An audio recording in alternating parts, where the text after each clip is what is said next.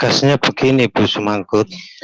Jadi apa yang dilakukan Yesus waktu sujudnya Yesus itu apakah sama dengan sujudnya Muslim sekarang? Anies tampilkan satu ayat yang konkret tentang ajaran Yesus mengenai Trinitas. Ada kok. Kalau ibadah itu di dalam gereja sebagai ritual, waduh, itu kemunduran jauh itu. Kristen yang beribadah pada hari Minggu ini, itu perintah siapa? Kalau semua hari itu Sabat sebenarnya. Dan kalau ibadah hari Minggu ya kita hanya mengikuti baik menurut Alkitab maupun menurut Quran, dia masih hidup sampai hari ini. Kalau menurut kami dia mati, sabar, kemudian hidup. Ya. Dia Sabar, tidak berarti mati. kalau Bapak meyakini Tidak ada pembatalan. Ini apa ini? Yaitu istilah saja pembatalan. Tapi Istilah. tidak dihapuskan. Bagus, ya. Pertanyaan saya begini, simpel saja. Ketika saat ini Anda masih berdosa, apakah Anda masih dihukum tidak? Dosa akan dihitung. Mana di dirimu itu, di tubuh, mana tubuhmu, mana jiwamu, mana ruhmu. Binatang juga punya pikiran, Mana pikiranmu punya itu, perasaan. mana perasaanmu, mana pikiranmu. Saya ambil contoh begini. Ya aneh. Bapak sudah pernah ke surga? Mau Enggak, tanya yang Bapak mana kan surga? bicara ada Ya, di Bapak surga. bilang, Ya, maksudnya Gimana, Pak? bagaimana? Maksudnya Pertanyaan Nama menurut surganya keterangan apa? Nama Alkitab surganya Bapak, apa tempatnya maksudnya? surga itu di mana? Surga mana? Maksudnya katanya surga itu di mana? Bagaimana, Ya, Pak? surga itu di mana? Kan Bapak sudah tahu. Surga itu di surga, Pak. Di mana Surga itu di surganya, surga. Pak? Di mana, Pak? kalau Kristen selalu mengatakan Yesus sudah naik ke surga, surganya di mana itu kan dipertanyakan. Oke. Surga itu menurut ayat ini adalah rumah Bapa. Dan yang kedua di mana Yesus itu berada. Ya berarti surga itu berbentuk rumah gitu, Pak ya. Ya terserah lah Bapak. Karena di dalam itu Yang saya tanyakan, apa dasar Bapak yakin Yesus itu Tuhan gitu? Oh, jelas Pak Jonas? Adalah arsi di atas air. Ini Pak Tambunan Muslim apa Kristen nih? Kristen. Dia Kristen Pak. Kristen tapi jawabnya pakai Quran. Saya bisa pinjam Al-Quran kalian dulu.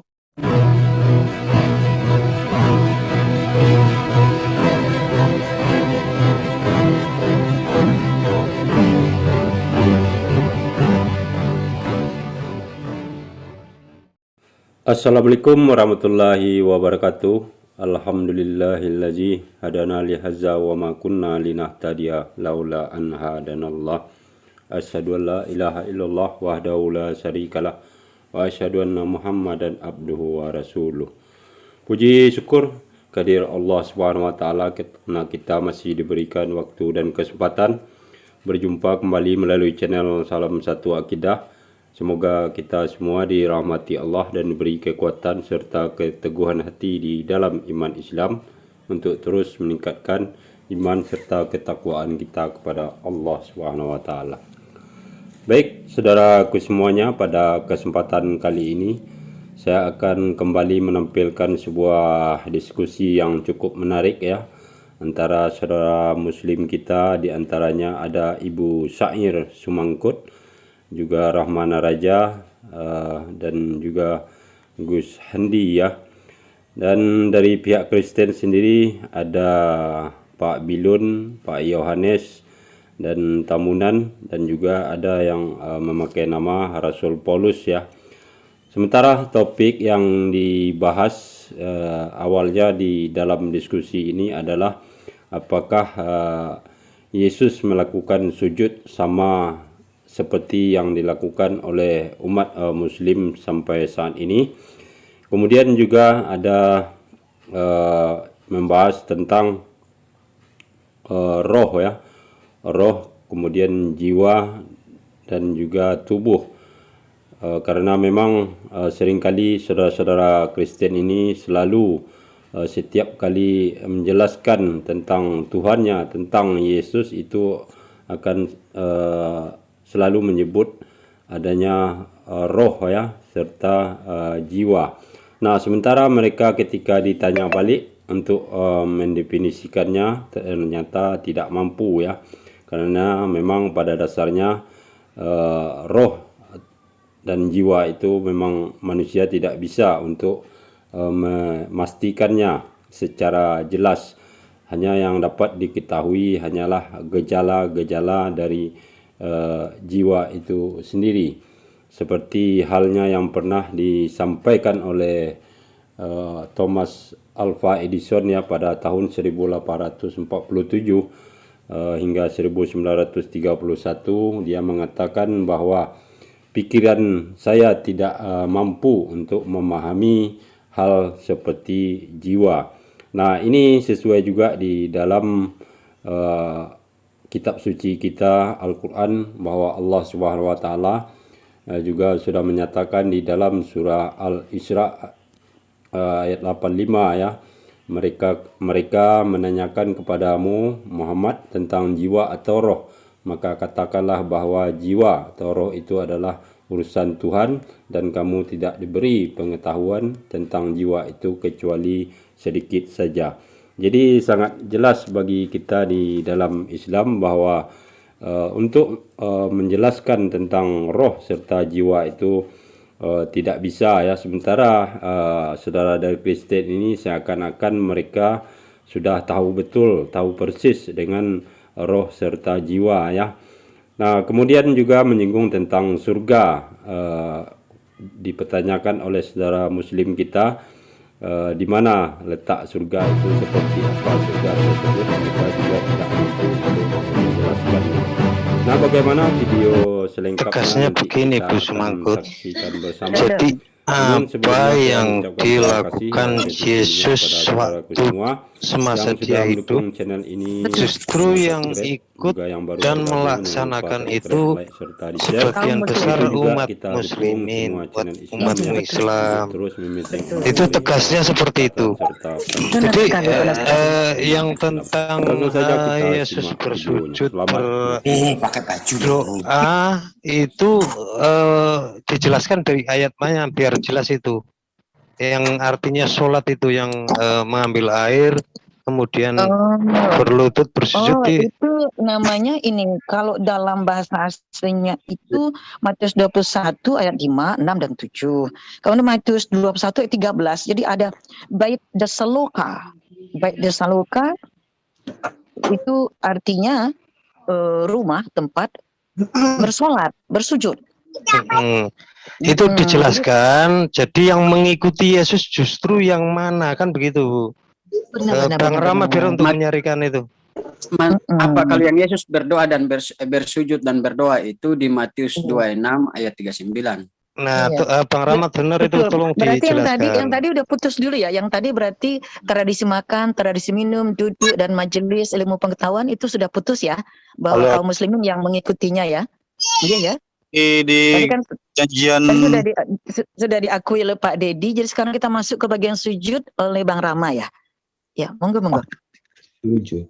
Matius 26 ayat 39, maka majulah dia sedikit lalu sujud dan berdoa, katanya, ya Bapakku, jikalau akhirnya mungkin biarlah cawan ini lalu daripadaku, tetapi janganlah seperti yang kukehendaki, melainkan seperti yang engkau kehendaki.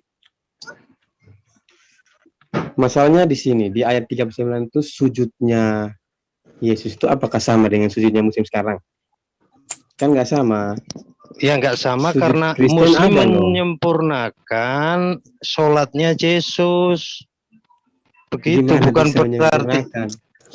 Nah, itu selalu berdalih, maksudnya emangnya saja sudah ada beda. Buktinya beda. Emang ada buktinya beda. Beda, ya benar. Kan enggak dijelaskan sujud jidatnya ke lantai kan enggak. Bukan. Kalau sujudnya, kalau sujudnya Kristen itu lutut yang ditanam, kepala dan tangan ke atas. Cuma hanya muslim aja kah? Jadi ada di dalam Islam kita melaksanakan salat itu ada rukunya, tahiyatnya, ada semua. Jadi salah satu itu seperti apa yang Yesus lakukan. Ya, logikanya saja ya. Muhammad dan Yesus beda zaman loh, 5.000 tahun, 6.000 tahun. Iya, tapi begini, kalau kita begini, saya mau sampaikan. Kalau memang kita mengatakan bahwa kita beriman kepada Tuhan yang benar, saya kira dari awal sampai akhir tidak akan pernah ada perbedaan tentang tata cara beribadah atau syariatnya. Karena begini, di dalam Islam mengajarkan manusia itu lengkap. Ya. Dia tidak membiarkan manusia dengan pola pikirnya sendiri harus buat ini tidak. Benar. Oleh sebab itu Benar, ada tapi syarat-syarat kan Islam yang mengajarkan tentang tata secara cara langsung, makan. Bagaimana? benar, tapi kan secara langsung ajaran Yesus itu ke 12 rasulnya dan rasul yang ke-13 Paulus. Terus saya tanya dampaknya ajarannya ya. Tunggu dulu, jangan loncat ke Rasul 13 dulu barangkali Bang Rasul Paulus. Ya, jangan loncat ke Rasul 13 dulu. Ini kan tadi masalah Rasul Yesus saja Paulus kan bukan ya, muridnya. Jangan dulu. Makanya jangan loncat ke Rasul 13 dulu. Karena itu kita masih yang di zaman Yesus dulu. Ya kan? Jadi itu beda lagi tuh, zamannya beda lagi ya. Bunda.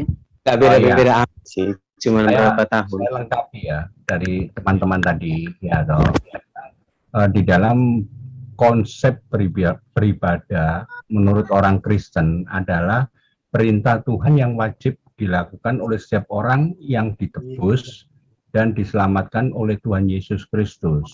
Nah, lalu pendekatannya seperti apa? Kalau saya mau cerita tentang pendekatan dengan menggunakan metode kualitatif, dengan pendekatan kajian literatur, yaitu hasil penelitian adalah pertama, ibadah yang benar adalah pelayanan kepada Allah dengan mempersembahkan seluruh tubuh, jiwa, dan roh dengan aneka tindakan dan sikap penuh hormat dan puja, ketundukan, serta ketaatan dengan penuh ucapan syukur.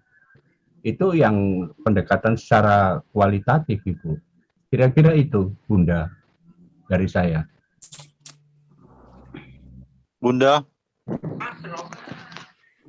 Ya, hadir nggih. Itu tadi bahasan dari Bang Rama. Bang Rama tadi. Apa ya Bunda ya?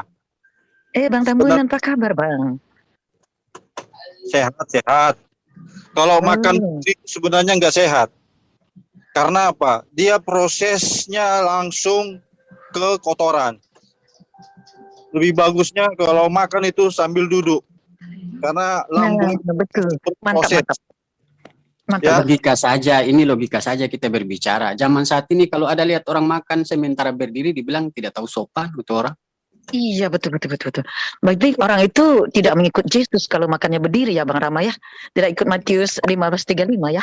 Jadi seumpama ada bapak-bapak pendeta yang makan sementara berdiri pasti dibilang wah kenapa pendeta kok begitu sikapnya. Anak kecil saja diajarkan duduk dan berdoa dulu baru makan. Betul. Iya, itu kan dari segi kesehatannya kan kalau makan berdiri kan nggak sehat itu. Oh iya, tambah lagi kesehatannya. Betul. Kesehatan baik dengan syariat manusia. Kita ini bukan kambing, kita ini bukan sapi. Makan berdiri sambil jalan. Kita juga makan duduk juga kok. Siapa bilang makan berdiri kita nih? Aturan-aturan manusia itu. Iya, makanan nggak bisa membawamu ke surga. Jadi begini ya, kalau kita berbicara tentang membawamu ke surga bukan makanan, bukan cara makan, cara duduk. Iya, tapi begini, bukan merta-merta itu aturan manusia lalu tidak kita sikapi sebagai syariat manusia. Ya. Dari segi kesehatannya pun bagus makan berdiri, ya kan? Ya, betul itu. Justru dalam kita, jika kita mengikuti Allah, kita akan dimusuhi manusia. Cuma yang saya sayangkan dari saudara-saudara pihak Nasrani atau Kristen ya. Lalu mereka mengatakan segala sesuatu syariat itu ajaran manusia dan mereka selalu berpegang kepada ajaran Tuhan, tapi itu banyak kesalahan-kesalahan yang harus mereka ikuti. Kesalahan apa ajaran manusia ini yang saya rasa lucu. Tuhan makan dulu. Coba apa kesalahannya? Coba. Saya tanya, bayar puluhan itu ajaran apa pekerjaan manusia atau Tuhan?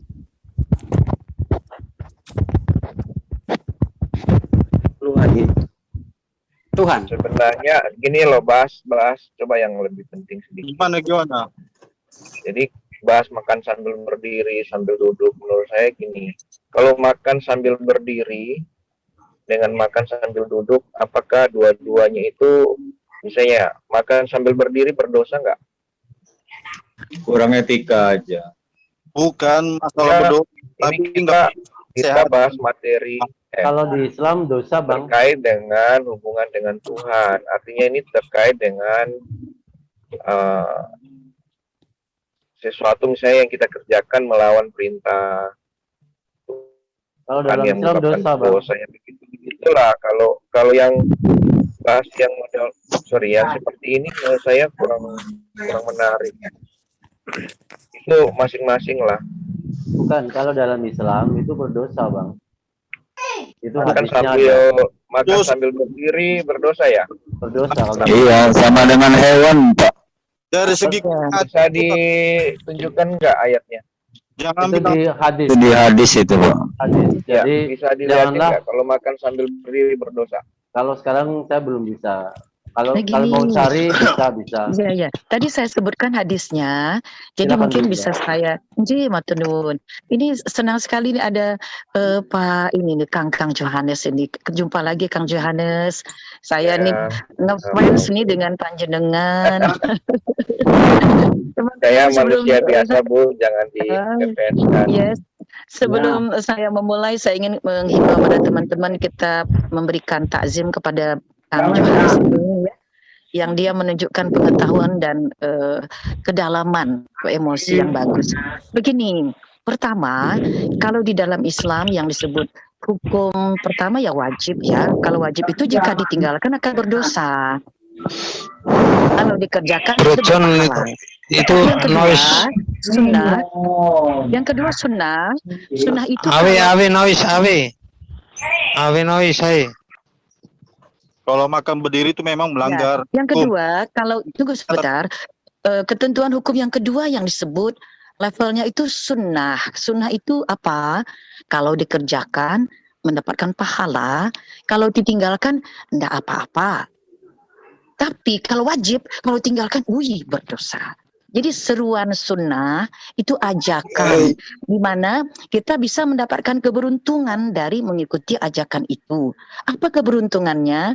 Itu tadi yang disampaikan oleh Bang Tambunan, mendapatkan proses yang sehat dalam metabolisme tubuh. Dan akhirnya di abad ke-19 ditemukan betapa orang kalau makan berdiri dibandingkan dengan makan yang duduk, terutama duduk seperti Yesus alaihissalam duduk di lantai itu, di tanah itu lebih sehat rupanya. Nah, itu yang saya maksud. Jadi artinya seruan dengan mengikuti yang telah ditunjukkan oleh baginda Yesus alaihissalam saat akan menunjukkan mukjizat makan ikan bareng-bareng.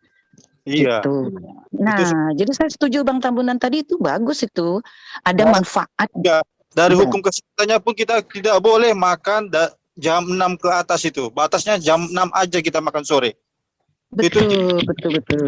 Enggak. Keuntungan yang didapat, the benefit. Iya. Berarti Bang Tambunan saya sudah berdosa ini. Saya belum makan ini. Ya tidak jatuh berdosa. Kalau sunnah itu kan Masalahnya suatu baru bonus. bangun. Iya. Bonus. Kita dapat. Jadi dalam Islam tuh gini Bang Tambunan, kalau kita mengikuti seruan baginda Nabi yang menyeru, menganjurkan itu yang sifatnya sunnah, dapat bonus. Di samping kesehatan dapat pula pahala. Jadi double gitu loh. Double Jadi, gitulah ya. kata orang Jakarta. Ya, di dalam Islam itu ada hal-hal yang dikerjakan oleh Nabi yang bisa kita tiru, tetapi bukan semua, karena kita tidak mungkin mampu seperti seorang Nabi. Tapi sebagian kecil apa yang disyariatkan oleh Nabi ya kita bisa tiru. Dan itu membenahi seperti pribadi kita, dari syariat-syariat. itu syariat Nabi Isa itu tadi kan Mbak Rama ya. Untuk masalah kecil saja, baginda Yesus alaihissalam menunjukkan contoh yang luar biasa untuk duduk waktu makan ikan. Dan itu diteruskan. Saya ingin tanya lagi boleh ya. Jadi dalam Islam itu makan dan minum sambil berdiri itu berdosa atau tidak? Tidak jatuh ke dalam dosa, cuman kehilangan fasilitas bonus, yaitu dapat pahala dan dapat benefit kesehatan. Ya, itu maksud saya karena tadi ada yang bilang berdosa. Maaf Bunda. Maaf. Ya. Itu maaf Bunda. Itu lama berbeda pendapat. Ada yang sampai jatuh dosa karena yang makan dengan berdiri, mohon maaf, yang makan sambil berdiri dan menggunakan tangan kiri adalah setan. Maka ketika kita meniru cara setan, itu jatuh pada dosa. Bunda bisa baca di apa hadis. Artinya ada double. Berarti ada double. Nomor Berarti ada 2 double, nomor artinya ada 2026. double di samping makannya berdiri, pakai pula tangan kiri. Wah, itu jelas itu dosa kalau seperti itu ya. Subhanallah. Tapi Bunda, salah satu pun itu ada ulama yang berpendapat tuh dapat dosa, Bunda. Begitu. Jadi kalau nggak pakai tangan kiri tidak berdosa gitu maksudnya. Kalau pakai tangan kanan itu dapat pahala. Kalau pakai tangan kiri itu berdosa. Ini Ya, makan Ini pendapat makan dan Enggak, minum maksudnya Bang Yohanes. berdiri. Bang Yohanes. tangan kanan. Mohon maaf, bentar. Kalau berdiri itu dapat dosa. Kalau duduk itu dapat pahala. Itu ulama yang berpendapat seperti itu. Ada yang membolehkan berdiri pun kalau terpaksa tidak apa-apa begitu. Ya, tinggal kalau saya secara pribadi menganut yang berdiri itu berdosa, duduk dapat pahala. Kemudian pakai tangan kanan dapat pahala, makan pakai tangan kiri dapat dosa. Itu yang saya pegang begitu. Kalau yang tangan kiri itu jelas sekali dikatakan itu akan syaitan loh itu abang-abang, Bang Johannes. Jadi kami tidak ingin mengikuti cara makannya syaitan. Dosa Kalau kesehatan ginjal semua gimana? itu dari Tuhan, bukan dari Kalau ginjal makanan. misalnya. Coba. Maksudnya tangan Kalau Tapi ini ginjal bukan hal-hal, ini bukanlah hal-hal yang sifatnya tangan kiri itu dipakai dasar. untuk memasuk bukan. Ingat loh, Ada dua kesehatan tangan itu dari Tuhan, bukan dari makanan, bukan dari cara makan. Enggak usah dibahas, enggak usah Oh, dibahas cara kesehatan dari makanannya. Kita dengerin aja bro, nggak usah di ini dulu. Iya itu Beda keyakinan ya. ya itu mengenai makan dan minum kan banyak Iya, kaitannya. Enggak apa-apa, kita bisa pindah. Dalam pertanyaan saya sebenarnya begini, Pak Yohanes, pertanyaan saya sebenarnya begini. Mana perilaku Yesus yang diikuti oleh Kristen saat ini? Mana perilaku Yesus yang masa hidupnya Yesus itu yang diikuti oleh umat Kristen saat ini. Karena Yang kami sepengetahuan ikuti saya- ajaran, bukan perilaku. Karena yang begini maaf Pak. iya Begini. ajarannya. Maaf, Bro. Tunggu dulu. Karena sepengetahuan saya itu kan Kristen itu adalah pengikut Kristus. Benarkah itu? Ya. Yang diikuti adalah ajaran moralnya. Jadi seperti tadi ya mengenai Perilakunya tidak diikuti ya. riba. Apa yang dilakukannya, apa yang diajarkannya tidak diikuti ya. Jadi maksudnya gini, kalau mungkin kawan-kawan maksud misalnya Yesus rambutnya panjang atau pendek, misalnya kayak gitu ya. Apa Bukan melihara janggut atau tidak, kayak gitu mungkin? Bukan begitu. Perilaku dan ajarannya udah itu yang diikuti Ya. perilaku dan ajarannya, bukan orangnya. Orangnya bentuknya nanti sampean bentuknya mencos dia nganu beda ribet jadi masalah. Di gini loh di Masa saya perilaku kan diikuti? lihat nih di Islam kan ada misalnya yang mengikuti cara berpakaian misalnya kan. Ada yang celananya cingkrang kan saya lihat. Justru Ada yang itu, pakai justru itu yang ini enggak apakah yang boleh. seperti itu yang Enggak boleh, enggak boleh. Bukan yang seperti itu yang dimaksud. Enggak seperti itu. Sepengetahuan saya ini kan Kristen itu adalah pengikut Kristus. Terus apanya yang diikuti itu perilakunya kah? Ajarannya. Yang mana ajaran yang diikuti, Pak? Banyak. Misalnya Yang mana mengenai satu-satu? penyembah yang benar itu menyembah di dalam roh dan kebenaran, ya. Mainnya di dalam roh orang seperti kan, apa? jadi artinya gini loh. Waktu itu kan ada kiblat-kiblat kan di Yerusalem. Nah, Yesus mengatakan menyembah dalam roh dan kebenaran. Oh, cuma satu itu aja ya yang diikuti yang menyembah dalam roh. Banyak banget.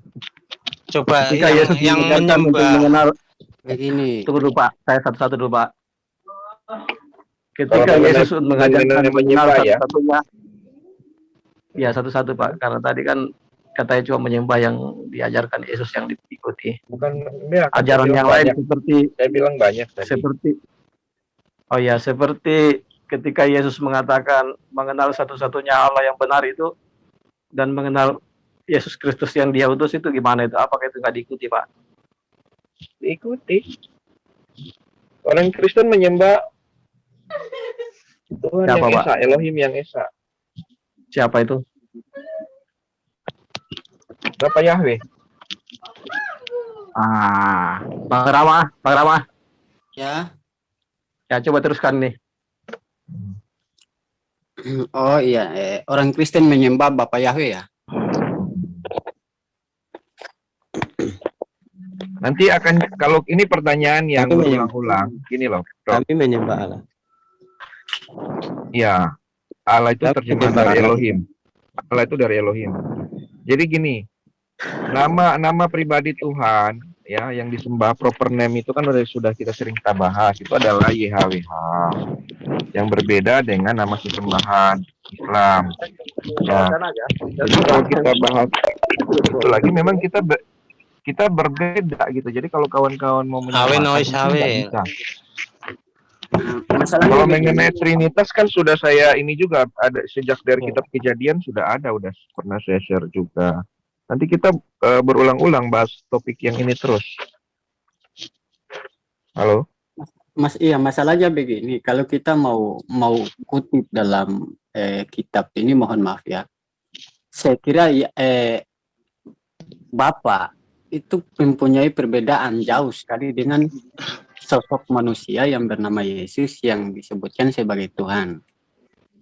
Nah, jadi kalau kita menyembah Bapa, terus Yesus kita kemanakan? Dia juga kan Tuhan. Tetapi kalau ikut nasihat Yesus, yang jelas Yesus duduknya sebagai seorang utusan yang diutus oleh Bapa. Karena Yesus tidak pernah mengajarkan Trinitas, tidak ada. Kalau memang ada, coba Pak Yohanes tampilkan satu ayat yang konkret tentang ajaran Yesus mengenai Trinitas. Ada kok. Baptislah mereka di dalam nama Bapa, Anak, dan Roh Kudus. Itu ajaran Yesus. 19. Iya. Nama Allah Bapa, Anak, dan Roh Kudus. Iya. Nah, berarti ada dua Bapa ya. Berarti ada dua Allah ya, Allah Bapa, Allah Anak, dan Roh Kudus, iya kan?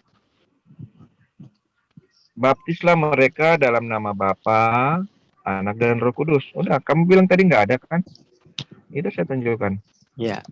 Itu berapa Tuhan? Satu Tuhan? Satu Tuhan. Oke. Enggak, Mak. Iya, oke, sabar. Gini ya, kan itu dulu saya pernah share juga kan di dalam Yohanes 1, pada mulanya adalah firman itu bersama-sama dengan Elohim. Ya kan sudah dibaca dulu. Ya. Itu tulisan siapa, Pak? Ya. Loh, kok tulisan siapa?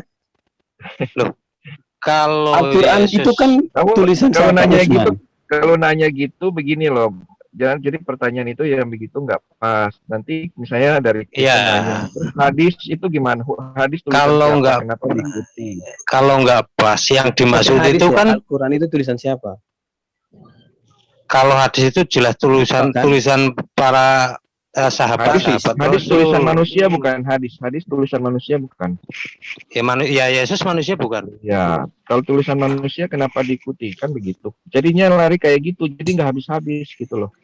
Ya, maksudnya begini maksudnya. Ya betul kata Pak Rahmat. Jadi saya baca ya, saya baca ulang ya, karena tadi dilarikan ke mengenai ketuhanan. Ini udah jelas 1 Yohanes 1, pada mulanya adalah firman. Firman itu bersama Elohim dan firman itu adalah Elohim.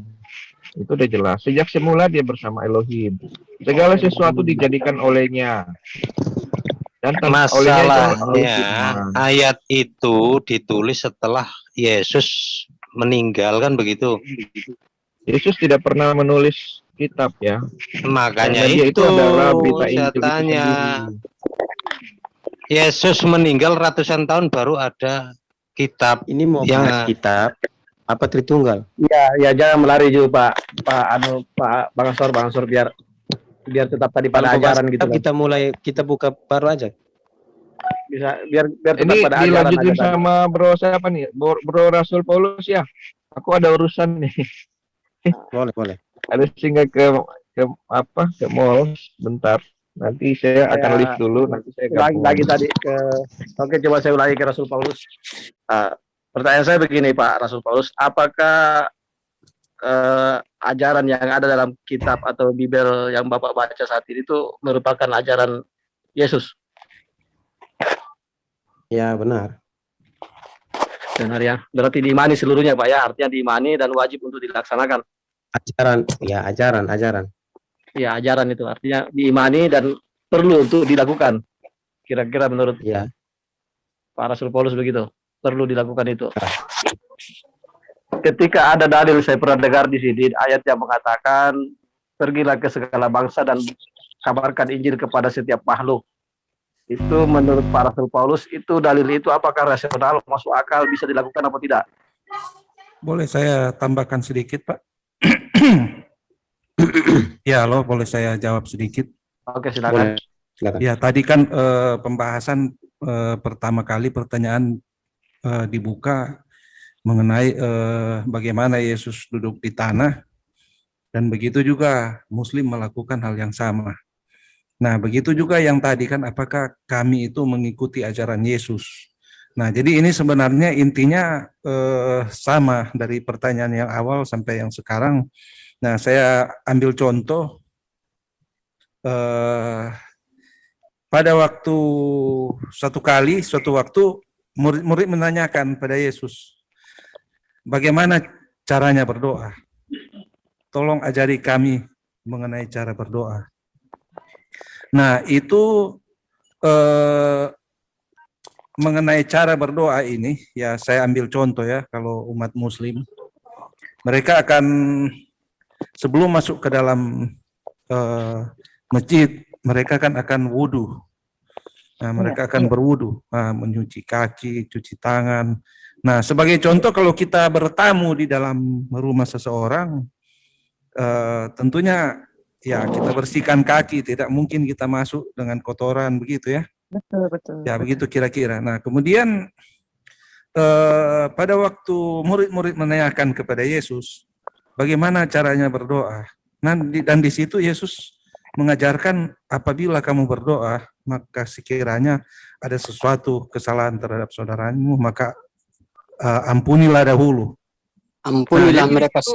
Nah, jadi di situ Yesus tidak mengajarkan suatu tata cara, tetapi dia mengajarkan bagaimana kita masuk ke dalam rumah Tuhan.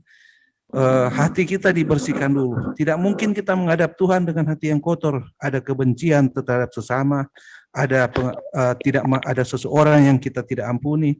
Nah, hal yang seperti itu, itulah yang bersih di hadapan Tuhan. Kalau berbicara fisik, itu sudah ada di dalam ayat Lukas 11.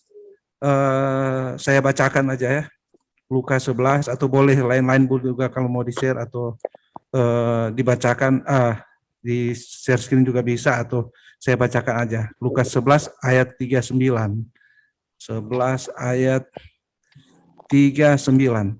Tetapi Tuhan berkata kepadanya, kamu orang-orang Farisi, kamu membersihkan bagian luar dari cawan dan pinggan, tetapi bagian dalammu penuh rampasan dan kejahatan. Hai orang-orang bodoh, bukankah dia yang menjadikan bagian luar, dia juga menjadikan bagian dalam. Nah, itu salah satu teman sudah sampaikan tadi, mengenai apa yang masuk ke dalam mulut dan apa yang keluar dari mulut, itu berasal dari hati. Nah, jadi sebenarnya di sini yang Tuhan inginkan kita membersihkan hati. Kemudian ada juga di ayat Yesaya 29 ayat 13 mengatakan demikian ya. 29 ayat 13 mengatakan demikian. Dan Tuhan telah berfirman, oleh karena bangsa ini datang mendekat dengan mulutnya dan memuliakan aku dengan bibirnya, padahal hatinya menjauh daripadaku. Dan ibadahnya kepadaku hanyalah perintah manusia yang dihafalkan. Kemudian saya mau tambahkan sedikit mengenai tadi dikatakan kenapa di gereja pakai bangku. Nah, ini kan seperti ada satu cerita, seorang Arab dia datang ke Bali dan dia naik taksi. Kemudian si sopir memutarkan lagu dan dia katakan di zaman Nabi tidak ada lagu-lagu begini. Kemudian si sopir taksi katakan, silakan turun Pak. Si orang Arab, loh kenapa? Dibilang di zaman Nabi juga cuma ada onta, tidak ada taksi Pak. Silakan naik onta. Nah seperti itu. Di dalam gereja sekarang kita pakai kursi. Sekian aja ya. Iya, bagus Pak Bilun. Nah, penjelasan Pak Bilun saya terkesima untuk membahasnya. Kalau memang ibadah-ibadah yang dilakukan manusia itu menurut Yesus itu perintah manusia, bisa enggak Pak Bilun menjelaskan tentang perintah beribadah kepada Tuhan yang diajarkan Yesus seperti apa? Tadi kan menyangkut doa Bapa kami kan itu berdoa ya. Ya, ya. Tapi beribadah seperti beribadah hari Minggu itu sebenarnya kalau beribadah itu dalam bahasa Ibrani kan avoda. Avoda itu artinya bekerja. Jadi pada waktu kita dalam pengertian ibadah di dalam bagi orang Kristen sebenarnya itu bukan ritualnya pada waktu kita pergi dan menyanyi.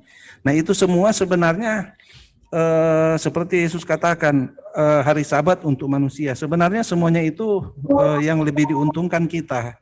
Karena pada waktu kita beribadah di situ kita merasa tenang, kita ya.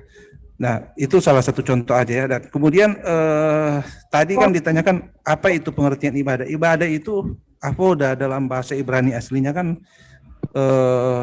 bekerja. Nah, di sini sebenarnya kita bekerja bagaimana kita meneladani Yesus. Itulah ibadah yang sebenarnya. Kenapa Yesus katakan beribadah di dalam roh dan di dalam kebenaran. Nah, pada waktu kita mempraktekkan hidup di dalam kebenaran, itulah ibadah yang sejati. Kalau ibadah itu di dalam gereja sebagai ritual, waduh, itu kemunduran jauh itu.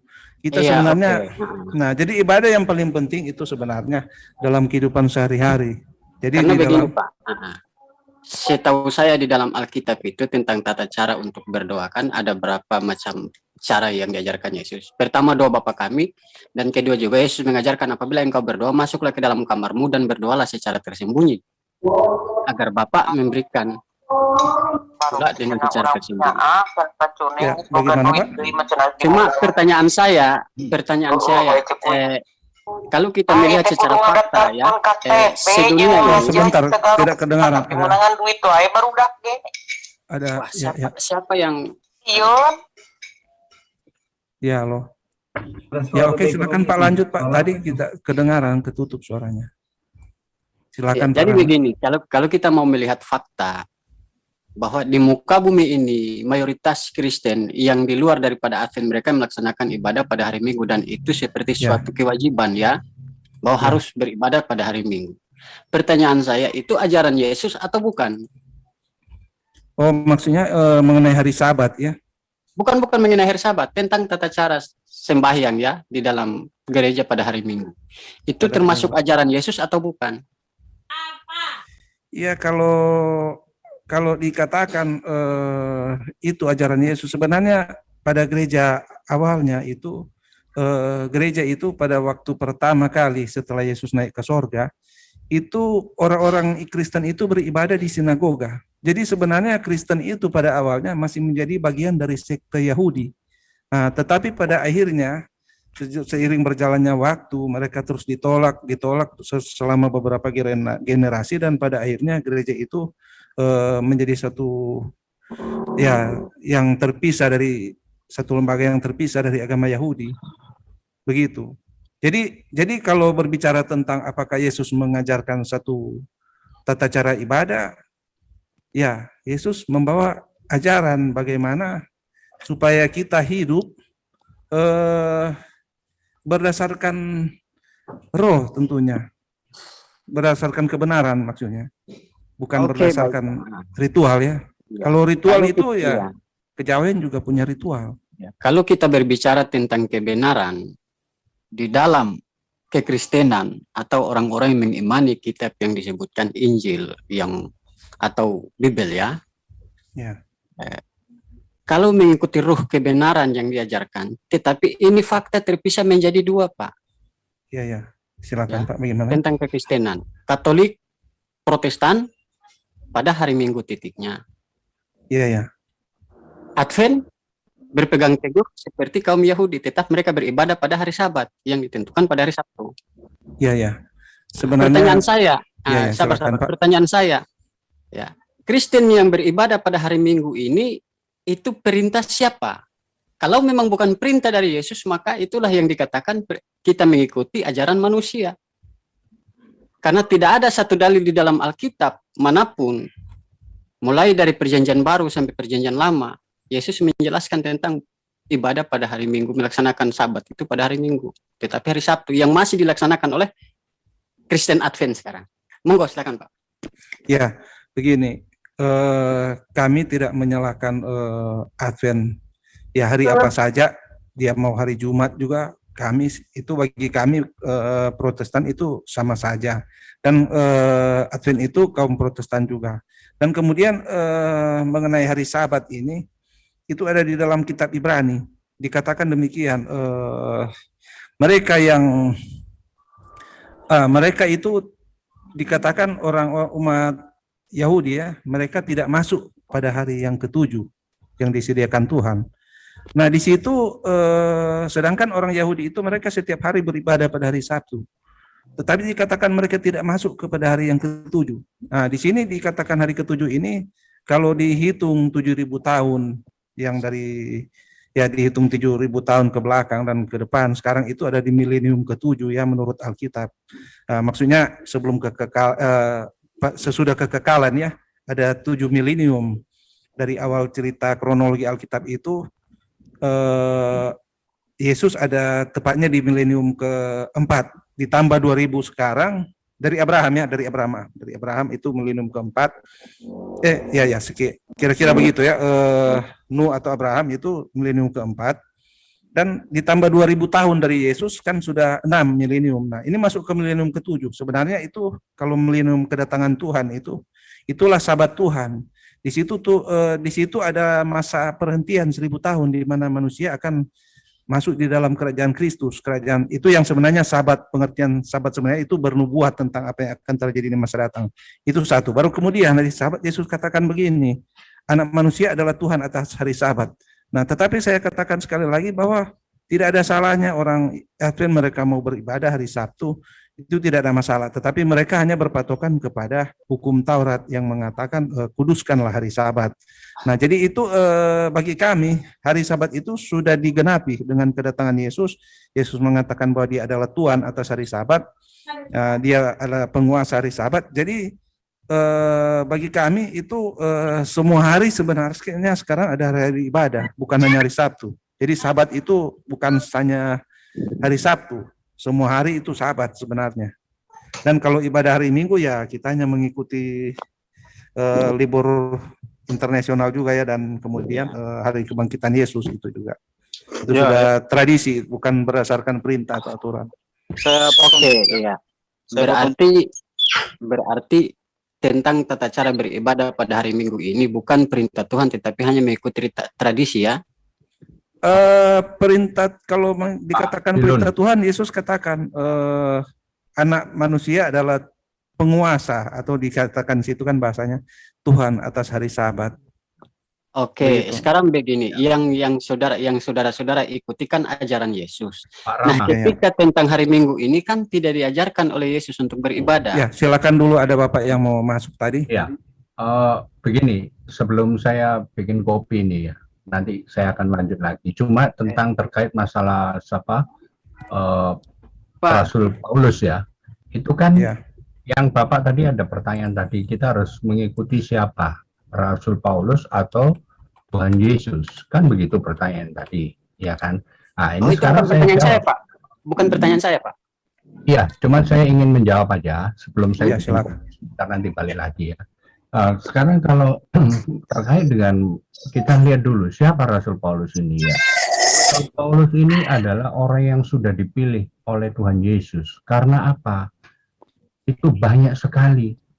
Bagaimana seorang orang pilihan ya, apalagi dia yang menulis kitab-kitab itu mereka ini siapa sih Paulus ini sudah diberikan kasih karunia, yaitu dengan banyak mujizat-mujizat yang dia terima, sehingga oleh sebab itu Rasul Paulus ini betul-betul dia pilihannya Yesus tadi itu. Contohnya dia bisa menyembuhkan orang lumpuh, mengusir roh jahat, dibebaskan dari penjara, menyembuhkan orang sakit, membangkitkan orang mati di Kisah Para Rasul pasal 20 ayat 10, tidak terpengaruh oleh bisa ular, Kisah Para Rasul 28 ayat 35 sampai 5, menyembuhkan orang sakit, demam dan disentri, itu di Kisah Para Rasul pasal 28 ayat 8 ya.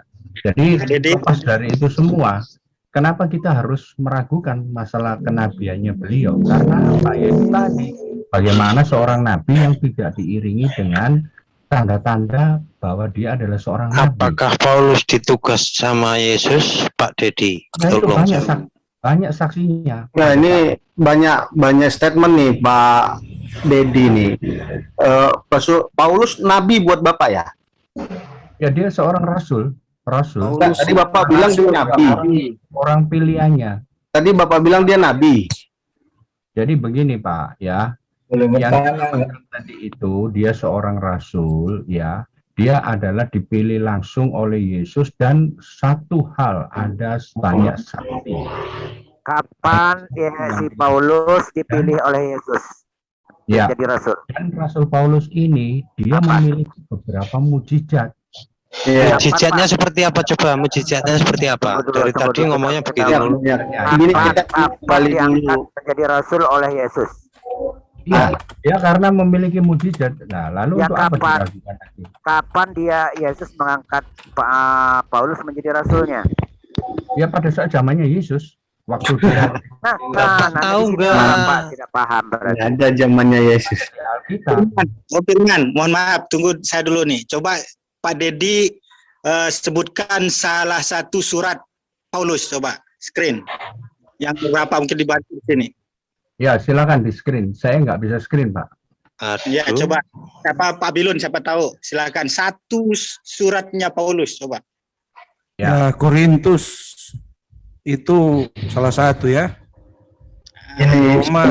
Roma Ya, suratnya. coba dibaca.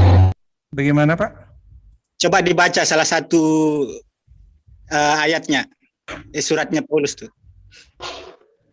Iya, maksudnya sebentar ya. Yang suratnya yang mana Pak? Ada Saya banyak. bikin kopi dulu ya, Pak. Jangan lari Dedi. Bikin lari. Tetap di sini, Pak Pak. Dedi bilang tadi katanya itu kenal sama saya layani, itu, Pak, 24 jam. sama siapa? Jangan Sama lupa ya. itu. Saya nggak pernah Pertanyaannya, kapan Ya, saya Paulus- bacakan. Maksudnya ya ini yang dimintakan salah satu surat Paulus ya. Oke, silakan Pak, baca. Iya. Saya bikin kopi sebentar, Pak. Lagi masak air nih soalnya.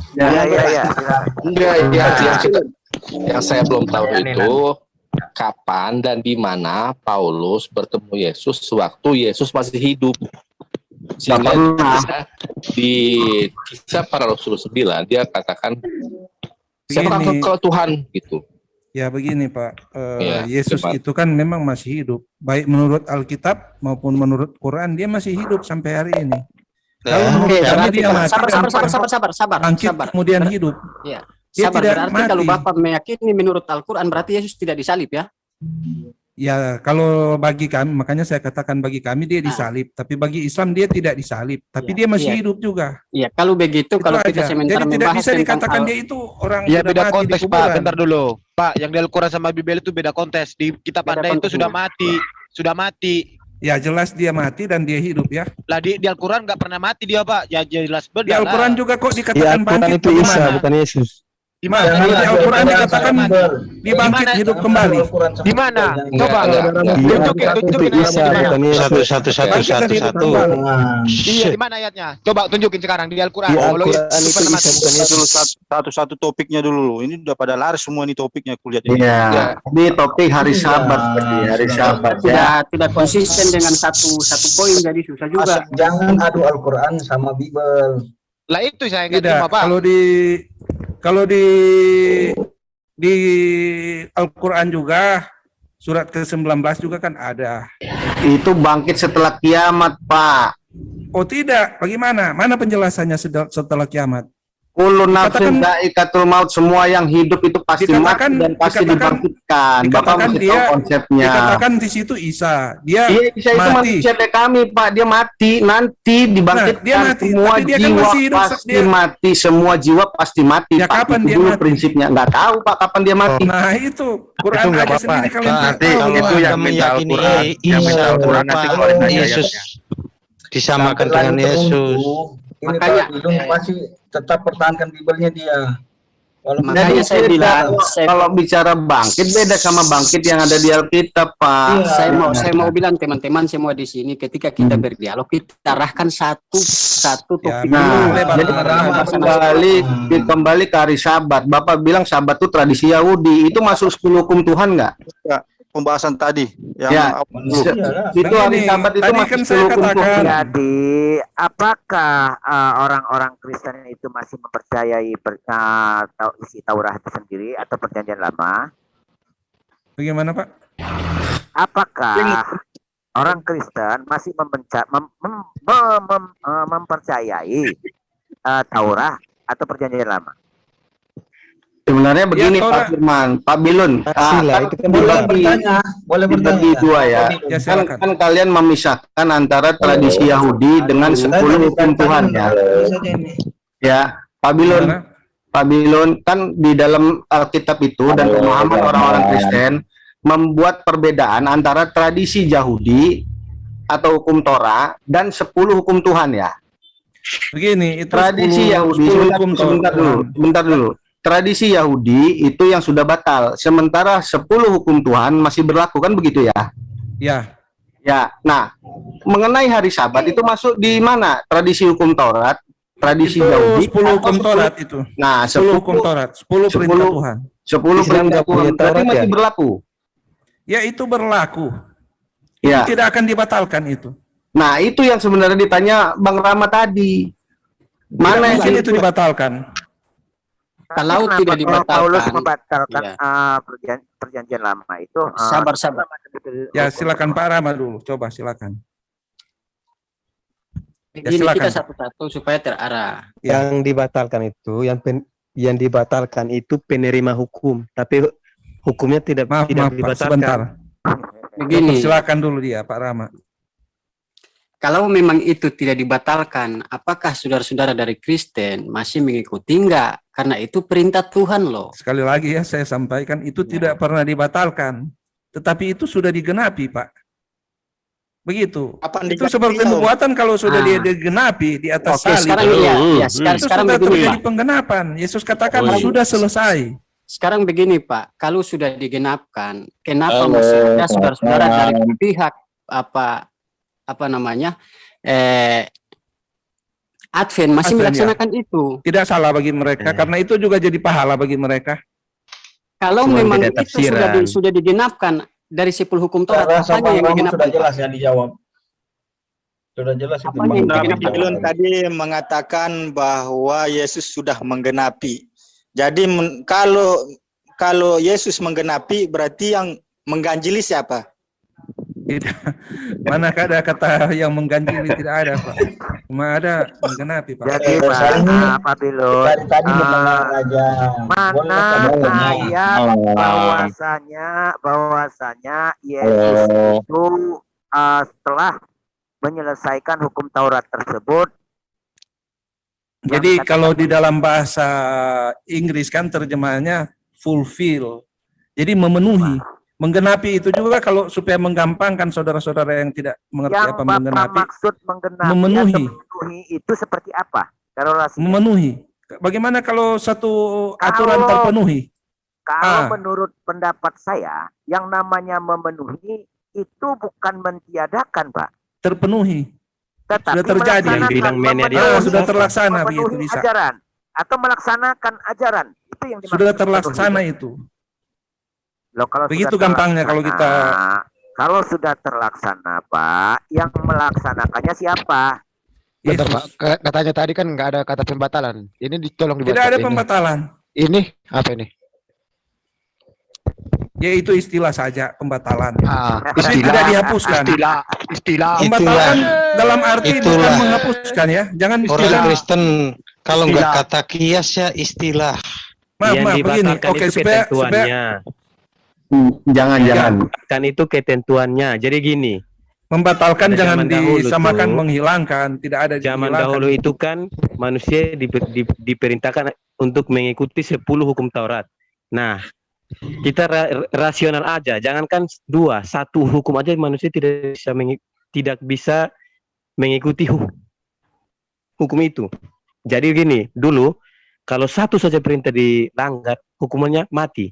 Nah, Yesus datang untuk menggenapi, itu maksudnya untuk mengganti yang dihukum. Jadi hukumnya tetap, tapi yang penerima hukuman itu yang diganti oleh Yesus sendiri. Jadi karena kasih karunia dia, dia mengganti kita di kayu salib. Itu sebenarnya. Bagus, ya. Pertanyaan saya begini, simpel saja. Ketika saat ini Anda masih berdosa, apakah Anda masih dihukum tidak? Dosa akan dihitung saat akhir zaman. Dosa sekarang Saya tidak tanya masalah akhir zaman. Sebentar, Ketika Pak. Anda masih berbuat Maksudnya- dosa, Anda masih dihukum tidak? Iya, dosa kan begini. Yesus kan sudah memenangkan. Iya, saya paham. Yesus sudah memenangkan. Tidak dan ada menebuskan dia aturan. dari kutuk hukum Para Taurat menurut konteks ya. tidak ada aturan untuk membolehkan kita berbuat dosa. Tidak ada aturan bahwa setelah dosa ditebus kemudian kita bebas. Itu kan keliru, itu bukan begitu. Berarti sia-sia yang ditebus Yesus ketika saat Tidak, ini Anda masih tidak berdosa, seperti masih itu. dihukum oleh Ada ayat yang mengatakan demikian bahwa manusia rohani tidak berbuat dosa. Jadi tubuh kita masih berbuat dosa. Tetapi dikatakan juga bahwa kita harus matikan tubuh daging kita tersalib bersama Yesus. Berarti orang Tapi Kristen begini, kalau Pak, berbuat begini, dosa Pak. sudah nggak dianggap dosa. Begini, Manusia Pak, terdiri dari tubuh, jiwa, dan roh. sabar begini Pak, bahwa saya kira kita manusia ini tidak pernah luput dari dosa dan kita tidak bisa munafik, ya. Kita tidak munafik saat ini. benar. Siapapun dia tetap masih berdosa. Iya, dosa pikiran saja. Jadi katanya itu manusia itu terbagi menjadi dari tubuh, jiwa, dan roh. Nah, pertanyaan saya, yang mana pisahkan tubuh tadi, yang mana tubuh, yang mana jiwa, yang mana ruh Pak di diri Bapak itu? Mana, Pak? Manusia rohani kita sudah disempurnakan untuk keselamatan. Yang mana Satu rohani kali yang untuk tadi itu, selama-lamanya. Yang Jadi mana itu jiwa jadi Bapak? keselamatan Yang mana itu itu ruh jaminan. Bapak? Jaminan kekal, keselamatan itu, surga itu jaminan kekal. Tadi Karena apa? Karena Bilun roh kita sudah dilahirkan kembali. Tadi Bilun berkata manusia itu terdiri jadi Tubuh, jiwa, dan dibagi roh. jadi 3, tubuh, jiwa, dan roh. Tubuh kita Mana masih bisa jiwanya? berbuat dosa, tetapi bukan jiwanya? suatu itu tidak mentoleransikan dosa supaya kita boleh melakukan dosa, itu keliru. Mana di dirimu itu, di tubuh, mana tubuhmu, mana jiwamu, mana ruhmu di dirimu itu. Kalau jiwa itu saya ambil contoh begini ya, jiwa itu terdiri dari pikiran, perasaan, kemauan. Dan binatang Mana juga pikiranmu itu? binatang juga punya pikiran, Mana pikiranmu punya itu perasaan. yang kamu bicarakan dari pikiran? Mana pikiranmu? Maksudnya bagaimana?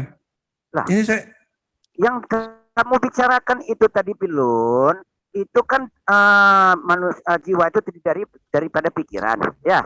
perasaan, kemauan. Perasaan, perasaanmu, mana pikiranmu? Saya ambil contoh begini, kalau binatang dia punya tubuh dan kemudian dia punya jiwa, tapi dia tidak punya roh. Manusia itu manusia makhluk roh. Apa yang kita bicarakan, kita memahami, bukan seperti burung beo. Maksudnya Yang bagaimana? katanya Jiwa kue mana? Mangkok, kue mangkok, tapi kita kasih kopi masih juga dia kue mangkok. Mengerti tidak? Kalau ada ilmu kejiwaan yang mempelajari tentang pikiran, perasaan manusia, Mana kemauan pikiranmu? manusia, perilaku. Pikiranmu mana? Bisa kamu buktikan pikiran. Silakan lihat aja, lihat. Bisa lihat. Bisa lihat jiwa saya. Bisa Pak lihat di jiwa tadi. Nah itu kan sudah selesai kan sudah. Enggak, kalau memang nggak bisa kamu Bapak. Maksudnya apa yang mau Bapak ditanyakan? bicarakan. Gini, saya kan dari tadi cuma mendengar ini. Bolehkah saya bertanya juga? Ya silakan. Ya, saya Pak. Ya. Nah, sebelumnya ya kepada Pak Bilun, sama Rasul Paulus sama Pak Dedi, cuma ini mau tanya aja, bukan isi kitab ya. Ya silakan. Tapi Yesus kan ada semenjak setelah Nabi Musa ya. Terus yang saya tanyakan gimana nasib orang-orang yang hidup sebelum ada Yesus. Itu Nah, sudah terjadi penebusan. Maksudnya itu terjadi penebusan penebusan. gimana, Pak? Ada di kitab Ibrani. Mereka ikut siapa? Kan Yesus belum ada. Itu sudah saya jawab sama Pak Rahmat Tempoh hari. Dia kan katakan bagaimana dengan Henok yang terangkat ke sorga. Saya katakan dia sudah ditebus. Karena apa? Karena mereka melakukan persembahan korban domba itu. Domba-domba yang dipersembahkan itu adalah kiasan dari kematian Yesus. Jadi mereka beriman kepada kematian Yesus sebelum Yesus lahir. Jadi Pak, surga itu ada Yesus di Alkitab. Mana, Pak? Bagaimana? Surganya Yesus ini di mana? Ya aneh. Bapak sudah pernah ke surga? Mau Enggak, tanya yang Bapak mana kan surganya? bicara ada Ya di Bapak surga, bilang kata Bapak. surga berarti kan sudah tahu surga Pak Iya. Bilun. Ya, maksudnya Gimana, Pak? bagaimana Maksudnya pertanyaan? Nama menurut surganya keterangan apa? Nama Alkitab surganya Bapak, apa tempatnya maksudnya? surga itu di mana? Surga mana maksudnya? Katanya Oh, ada ilmu kejiwaan yang mempelajari tentang pikiran, perasaan manusia, Mana kemauan pikiranmu? manusia, perilaku. Pikiranmu mana? Bisa kamu buktikan pikiran? Silakan lihat aja, lihat. Bisa Mana, lihat. Bisa lihat jiwa saya. Bisa Pak lihat di jiwa tadi. Nah, itu kan sudah selesai kan sudah. Enggak, kalau memang nggak bisa kamu Bapak. Maksudnya apa yang mau Bapak ditanyakan? bicarakan. Gini, saya kan dari tadi cuma mendengar ini. Bolehkah saya bertanya juga? Ya silakan. Ya, Pak. Ya. Maaf sebelumnya ya kepada Pak Bilun, sama Rasul Paulus sama Pak Dedi, cuma ini mau tanya aja, bukan isi kitab ya. Ya silakan. Tapi Yesus kan ada semenjak setelah Nabi Musa ya. Terus yang saya tanyakan gimana nasib orang-orang yang hidup sebelum ada Yesus? Itu gitu. sudah terjadi penebusan. Maksudnya itu terjadi penebusan penebusan. gimana, Pak? Ada di kitab Ibrani. Mereka ikut siapa? Kan Yesus belum ada. Itu sudah saya jawab sama Pak Rahmat Tempari. Dia kan katakan bagaimana dengan Henok yang terangkat ke sorga. Saya katakan dia sudah ditebus. Karena apa? Karena mereka melakukan persembahan korban domba itu. Domba-domba yang dipersembahkan itu adalah kiasan dari kematian Yesus. Jadi mereka beriman kepada kematian Yesus sebelum Yesus lahir. Jadi Pak, surga itu ada Yesus di Alkitab. Mana, Pak? Bagaimana? Surganya Yesus ini di mana? Ya aneh. Bapak sudah pernah ke surga? Mau Enggak, tanya Bapak yang mana kan surganya? bicara, ya Bapak bilang surga berarti kan sudah tahu surga Pak Bilun. Ya. Maksudnya Gimana, Pak? bagaimana Maksudnya pertanyaan? Nama surganya keterangan apa? Nama Alkitab surganya Bapak, apa maksudnya? tempatnya surga itu di mana? Surga mana maksudnya? Katanya Yesus sudah naik ke surga. Bapak Surga berarti ya kan surga, pengikut Yesus sudah tahu surga. Di mana surganya? Bentar saya terangkan sama Bapak Bilun ini. Pak Bilun, kayak Islam kan ada 7 tingkatan surga. Oh, kalau Yesus itu di tingkatan berapa itu? Surga berapa? Surga Firdaus? Surga apa namanya? Begini Pak, Firdaus. Saya ambil contoh begini ya, Firdaus. Firdaus itu dari kata bahasa Yunani paradiso. Kalau dalam bahasa Aramiknya bahasanya Yesus itu Fardais. Jadi waktu Yesus kata itu di dalam perjanjian lama dikatakan begini, para dalam bahasa Yunani ya, paradiso hem Eden. Nah, jadi dikatakan kalau paradiso itu artinya kebun atau taman. Jadi taman Eden. Jadi itu Firdaus itu artinya taman, kebun, bukan surga. Kalau maaf Pak Bilun ya, kalau Eden itu dari dibedakan dengan surga. Tunggu. Kita biar mengkerucut dulu. Saya mau tanya jelas. Sekarang dengar dulu. Kalau dikatakan Firdaus itu surga lah, itulah kekeliruan. Ya, kenapa? Ini diciplak dari kata-kata Yesus. Hari ini juga kamu akan bersama-sama dengan aku dalam Firdaus. Pertanyaan tadi kalau memang Bapak itu tidak menerima Firdaus dari surga. Bukan, itu kan salah ciplak. Tolong disebutkan surga yang dimaksud. Firdaus artinya kebun. Bapak, surga itu letaknya di mana, Pak? Firdaus kalau diterjemahkan itu taman, Pak. Bukan Enggak, surga. Bentar dulu. Taman Eden. Pak Bilun. Paradiso hen Eden. Pak Bilun, Manusia tidak tahu surga. Yang saya tanya itu tadi, nama surganya Pak, bukan nama Paradiso. Apa itu arti Firdaus itu? Ya. Sekarang yang saya tanya, nama surganya apa? Itu yang ditanya ke Bapak itu. Kalau Bapak katakan kebun itu bahasanya orang Yunani yang kan saya bilang kan yang dikopi dalam Quran itu sebenarnya dari bahasa Yunani. Kok enggak?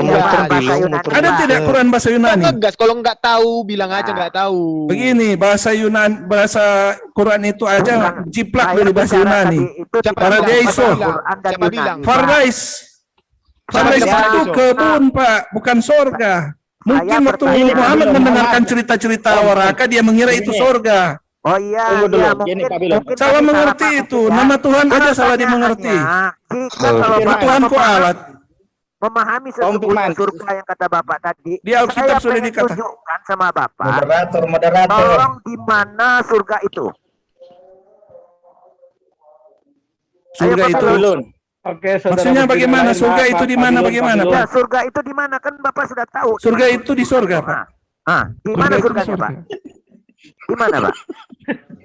Maksudnya bagaimana? Bapak sudah pernah Sebenarnya sana. Bilun ini nggak bisa jawab. Nah, makanya tanya pertanyaannya aneh-aneh. Surganya di mana? Boleh Tidak tanya bisa jawab. saudara Saya muslim orang satu. bodoh. Surga Bapak katakan Firdaus itu keliru. Itu di mana? Udah muslim biarkan Pak Firman dulu dengan Pak Bilun. Keliru. Yang Nama lain Tuhan berkedok. aja di Alkitab sudah dikatakan tidak ada Allah kecuali Tuhan. Surga itu di mana Pak Bilun? Saya mau bertanya. Boleh saya enggak ada nama Allah selain Allah. Tidak ada Itu kata Allah. tidak ada Allah kecuali Tuhan. Surga Oh, itu tidak ada di Allah mana? selain Tuhan. Saya pengen tahu biar saya Tahu, jelas ya. surga itu Pak apa Firman. dan di mana. Adonai will insulati in Elo. Mr. Firman. Ini Pak Bilun dia menjawab terserah dia ya. Begini, nah Firman, tadi kan boleh saya pertanyaannya jawab? aneh-aneh, kan sorga. Nah terus di Oke, Firdaus. oke. Siapa yang mau Firdaus menjawab itu? itu Pak kan Bilun, kebun. mohon kesempatan yang siapa tadi yang mau jawab, silakan yang lain Ya, tuh. silakan saudara-saudara. Yang saya rasa aneh itu kalau petunjuknya. yang saya begini Pak, Bapak kan tanya sorga di mana. Nah Iya, terus iya. ditanyakan mengenai Firdaus. Nah yang saya rasa aneh kalau Firdaus itu dikatakan sorga, Firdaus itu Pak kebun. Bilun, Dalam yang bahasa Firdaus nggak usah Yang dibahas. Saudara muslim, saudara muslim. Tolong Firdaus diambil. itu artinya kebun. Iya, Astagfirullah, terserah kebun, Bapak lah, kebun, kami kebun. nggak tahu lah Pak. Bapak yang lebih tahu, maka kami bertanya di mana surga itu Pak? Anda tanya posisi surga. Iya. Ya, silakan Rasul Paulus. Tidak ada yang tahu. Tidak ada manusia yang tahu surga. Hanya Tuhan yang tahu. Kenapa kalau kalian tidak ada yang tahu ngomong surga? Begini, Yesus katakan dia kan dari sorga. Ya, yang tahu Yesus. Yesus itu datang dari sorga. Hanya pertanyaannya jangan aneh-aneh. Moderator Bang Halim. Begini. Bang Bilun, ada yang ngambil posisi moderator. Maaf, saya lagi di jalan nemenin anak sakit, saya nggak bisa ikutan dulu sebentar. Ada yang ngambil posisi moderator biar tertib. Oke, silakan jadi moderator Romawi. Oke Bang, saya ambil alih dulu. Oke, siapa kita tertibkan? Saya nggak pakai mute biasa ya, cuman raise hand. Nanti mau bertanya sama siapa? Ini yang bertanya dari Muslim dulu ya. Ya oke, saya aja dulu saya bertanya. Saya mau menjelaskan. Kita raise hand biar satu-satu ya.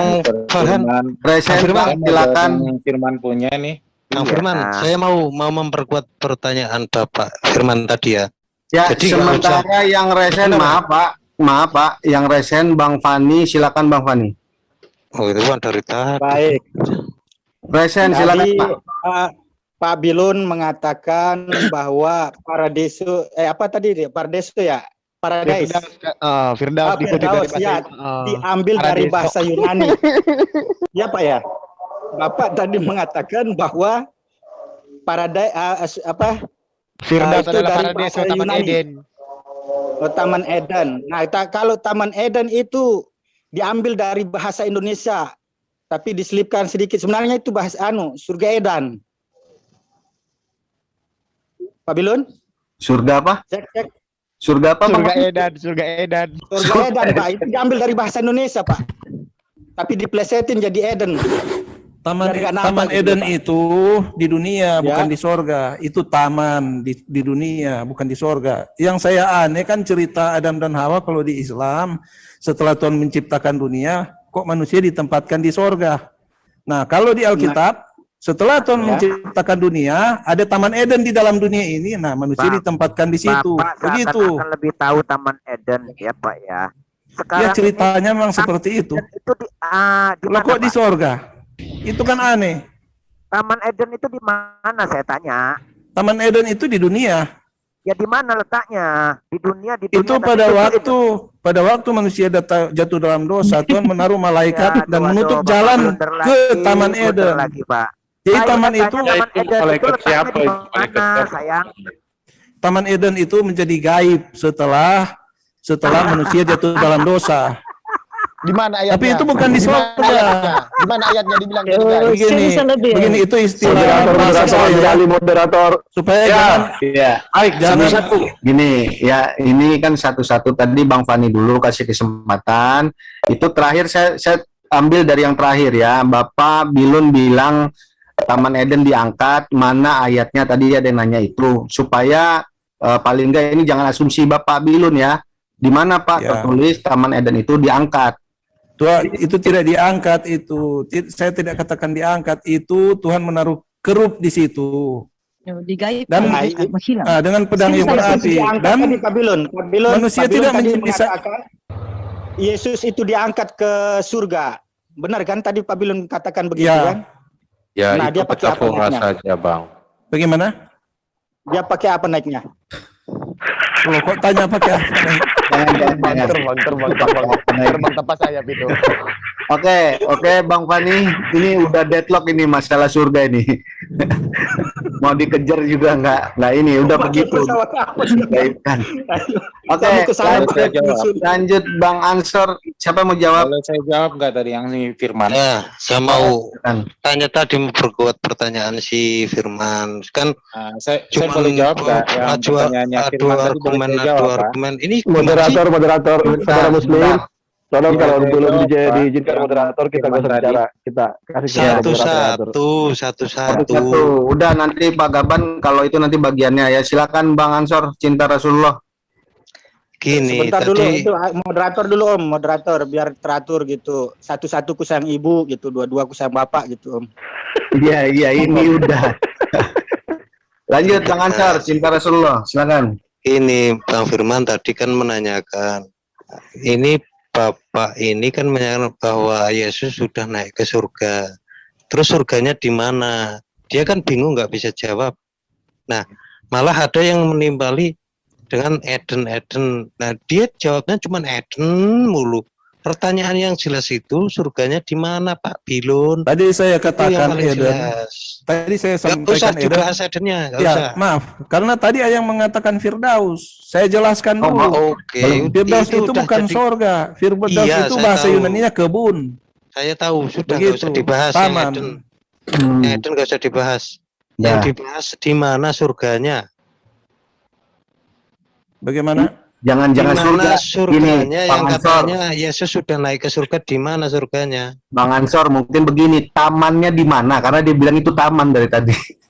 Kalau taman nggak usah dibahas, ntar Taman Eden dibilang kebun. Maksudnya surganya, yang katanya naik ke Taman surga itu anggrek. surga kemana? Nah, sekarang yang saya tanyakan, kalian sudah pernah naik ke sorga? Makanya itu. Saya nanya. Itu jangan ditanyakan kalau kalian aja nak tahu kan jangan. Tidak usah lah, ini kan melebar nanti. Bilang ke surga. Kalau gitu kan Diskusinya nggak jadi betul. tidak bermutu, Pak. Jadi Udah, tidak bermutu. Kalau Anda nggak bisa jawab, Udah, berarti satu-satu, kan nggak satu-satu, bisa jawab. satu-satu. Tanyain Oke, surga di surga mana? itu Diskusinya malaikat, satu-satu aja. bukan manusia. Yang Oke. bilang ke surga itu Masa- malaikat, bukan manusia. Boleh Ya. saya jawab yang masalah surga itu? Begini ya, saya tambah sedikit, saya jawab sedikit aja dulu sebentar. Pak Bilun Jadi boleh tadi tak- kan ditanya surga di mana. Nah, begini, surga itu bagi saya itu sebenarnya itu cuma dari tempat yang kelihatan ke tempat yang tidak kelihatan. Ada yang bilang begini, oh di langit lewat lubang hitam, itu tidak benar. Dia belum pernah ke sana. Yang benar itu Makanya dari itu. tempat yang kelihatan ke tempat yang tidak kelihatan. Begitu aja. Jadi kalau dia naik ke surga berarti dia berpindah satu dimensi Ya. ke dimensi yang lain ke tempat Itu yang lebih tidak kelihatan. tepat, Tapi lebih tepat daripada Anda bilang naik ke surga itu surga Ini. di mana kan pertanyaannya gitu Nggak loh, apa-apa. Pak. Pak Ansor jawabannya sudah begitu. Kita dengerin coba dari versi Bang Gaban. Silakan Kristen ya Bang Gaban ini ya. Oh iya, Ya, saya silakan. Coba kalau menurut Anda surga di mana? Oke. Tadi pertanyaannya dari siapa ya tadi itu ya? Ada 3 orang tadi yang nanya. Iya, saya udah cinta Oke, Rasulullah. ini aja deh. Anggap aja saya menjawab dari pertanyaan cinta Rasulullah ya. Ya. Oke ya. Lanjut. Oke, teman-teman ya. Oke, di sini kita diskusi yang baik, yang sehat. Oke. Oke. Tidak ada, jangan ada yang saling mentertawakan lah. Oke. Itu untuk mengurangi tegangan Om, maaf Om ya. Jadi siapa tuh angka ribut, siapa itu enggak. ini kita memang Maksudnya respons gini. ini ada. Ya, maaf, gini Pak Gaban langsung aja biar nanti nggak banyak berpolemik, sudah langsung aja bagaimana gimana itu. Kita dengerin dengan seksama. Silakan. Tadi yang tanya surga di mana itu siapa? Ini saya jawab yang dari cinta Rasulullah aja. Oke. Silakan. Oke, jadi begini Pak Rasul. Ya.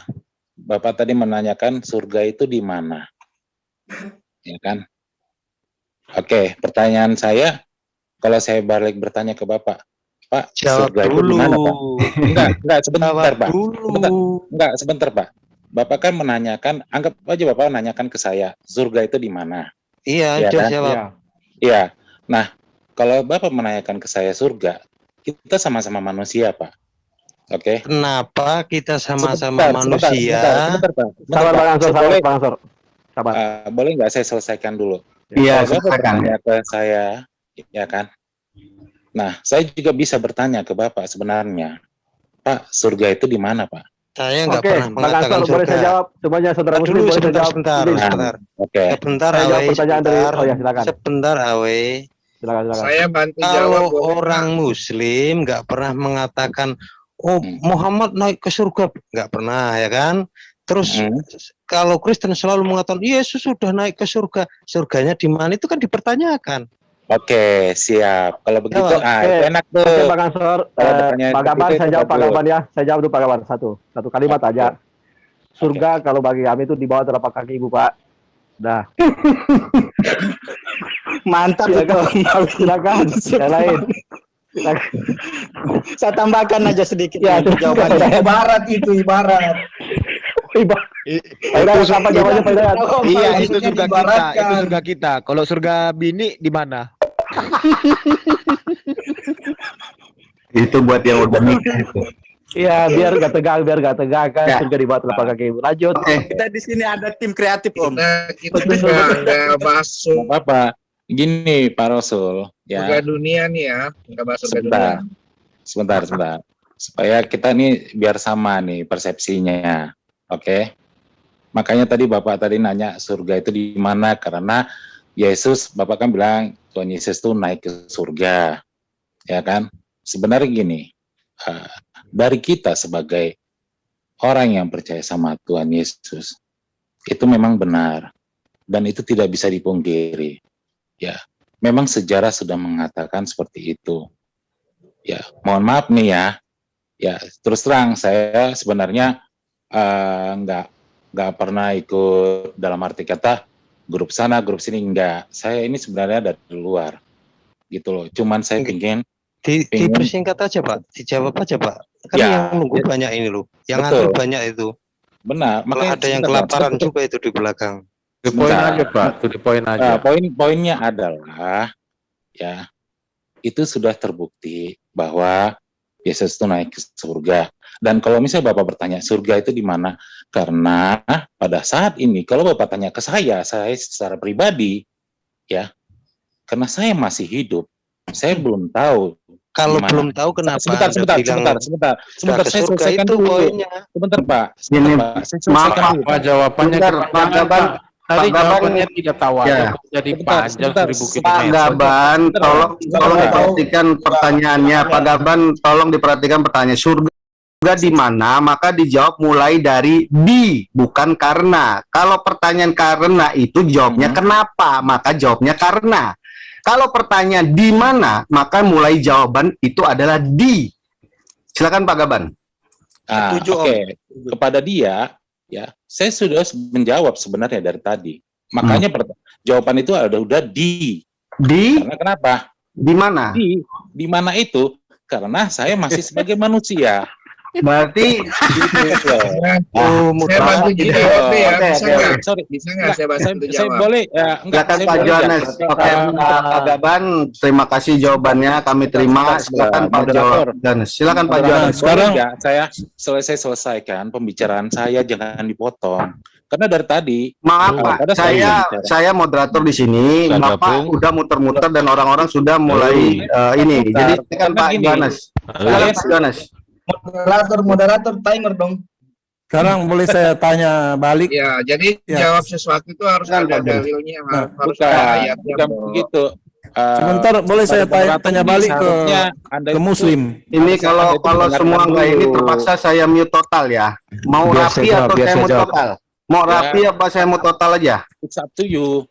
Biar saya jawab aja. Karena pusing, mute aja. Karena pusing, saya jawab aja. Oke ya. Silakan Pak Johannes, saya bukain. Sebentar, saya cari dulu Pak Johannes mana ya? Silakan Pak Johannes. Dibuka unmute-nya. Ya, saya jawabnya berdasarkan apa yang tertulis di Bible aja ya. Jadi yang pertama, di Yohanes 3 ayat 13 disebutkan bahwa tidak ada seorang pun yang telah naik ke sorga selain daripada Dia yang telah turun dari sorga, yaitu Anak Manusia. Anak Manusia di sini adalah Yesus. Ya, jadi pertama bahwa tadi dibilang naik ke surga, dia bukan hanya dia memang berasal dari surga, ya, Yesus berasal dari surga, itu ayat yang pertama. Kemudian yang kedua, di manakah surga itu? Di dalam Yohanes 14 itu di ayat, saya mulai dari ayat 2. Yesus mengatakan, di rumah Bapakku ada banyak tempat tinggal. Jadi surga ini adalah tentang tempat. Dan jika tidak demikian, tentu aku mengatakannya kepadamu. Aku pergi untuk menyediakan tempat bagimu. Jika aku pergi dan menyediakan tempat bagimu, maka aku akan datang kembali. Jadi Yesus akan datang kembali untuk membawa kamu kepadaku, supaya di tempat aku berada, kamu pun berada. Jadi surga itu menurut ayat ini adalah rumah Bapa. Dan yang kedua, di mana Yesus itu berada. Ya, dan Yesus mengatakan, akulah jalan dan kebenaran dan hidup. Tidak seorang pun datang kepada Bapa jika tidak melalui aku, karena yang pernah dari surga itu Yesus. Jadi, dan dia yang pernah naik lagi ke surga, jadi dialah jalannya. Ya, dan tidak ada seorang pun yang bisa ke sana. Jadi surga itu adalah rumah Bapa, di mana ada Yesus, ya. Dan kalau ditanya misalnya alamatnya di mana dan lain-lain, tidak ada seorang manusia pun yang tahu, ya, karena itu di dalam dunia. Maksudnya bukan seperti yang kelihatan, seperti yang kita lihat. Nah, itulah yang tertulis di dalam Bible. Demikian. Terima kasih kawan-kawan. Jadi letaknya itu di mana Pak? Naik itu berarti di langit apa gimana maksudnya? Itu mungkin kawan tadi nanya. Ya, di situ hanya menyebutkan naik, ya, karena mata manusia itu kan melihat, ya, naik gitu. Ya, jadi Dan kalau di dalam bahasa Tuhan itu menyampaikan itu kan di dalam bahasa manusia, begitu. Jadi ketika disebutkan naik berarti bumi ini kan, ketika kita naik ke atas berarti ya naik ke atas. Kalau kita turun ke bawah berarti di dalam perut bumi, kan begitu. Jadi Yang saya pertanyakan tadi kan, surga itu ada di atas gitu Pak maksudnya. Iya, kalau kita dalam perspektif kita tinggal di dalam dunia berarti kan ke atas, kan begitu. Naik. Atas.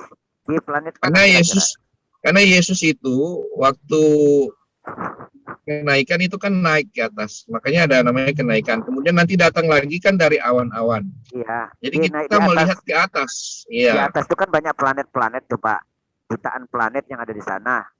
Di planet mana di antaranya kira-kira di atas itu? Kita tidak tahu. Jadi saya menjelaskan tadi berdasarkan Ya, ayat kalau itu. seandainya kita tidak tahu. Ayat itu menjelaskan bahwa kami paham surga kalau itu Bapak. adalah rumah Bapa. Ya, rumah Bapaknya di Di mana? mana ada Yesus di situ, supaya di mana aku berada, kamu pun berada, begitu. Ya, jadi Yesus waktu di dunia itu, aku di dalam Bapa, Bapa di dalam aku, berarti surga itu di dunia ini dia gitu, Pak. Yang terakhir saya kurang jelas. Iya, itu kan dikatakan Yesus, aku di dalam Bapa, Bapa di dalam aku, saat Yesus itu di dunia itu berbicaranya, Pak. Ya, Bapak harus lihat konteksnya ketika itu disampaikan. Iya, katanya Saya di nggak situ dikatakan kehilangan di mana ada makna. Bapa, disitulah tempat Bapa, di mana tempat Bapa, di situ tempat Yesus kan? Itu tadi sudah saya baca. Iya, Yesus tetapi kan berarti di kan rumah itu ada Bapakku. kontradiksi di ayat tersebut. Kalau Bapak katakan itu Yesus di mana tempat Bapak, di situ tempat Yesus. Ya, karena Yesus dan Bapa itu satu, gitu loh. Iya, tapi Yesus itu saat di dunia dikatakan, aku di dalam Bapa, Bapa di dalam aku. Yesus berkata itu saat Yesus di dunia, berarti surga itu ada di dunia, gitu maksudnya, Pak. Dunia ini nanti akan dihancurkan, Pak. Iya, tetapi yang saya katakan surganya ada di mana tadi, Pak? kata Bapa, di mana ada Bapa, tempat Bapa, disitulah tempat Yesus. Begitu kan? Surga itu kan sebut rumah Bapakku, di rumah Iya. Bapakku. Kan Iya. tadi sudah saya baca nih. Saya baca ya, saya baca ulang. Nah, kalau dikatakan lagi rumah Bapakku, katanya Di di situ. rumah Bapakku ada banyak tempat tinggal. Ya, Jadi di rumah Bapak ada banyak tempat tinggal. Aku pergi dan menyediakan tempat bagimu. Bagi siapa? Bagimu itulah bagi yang percaya dengan Dia, ya. Pak Kemudian yang Johannes, kedua, Firman, sebentar Yesus Bang Firman. mengatakan, Pak, maka aku akan datang kembali. Jadi Yesus ini akan datang kembali untuk membawa kamu kepadaku.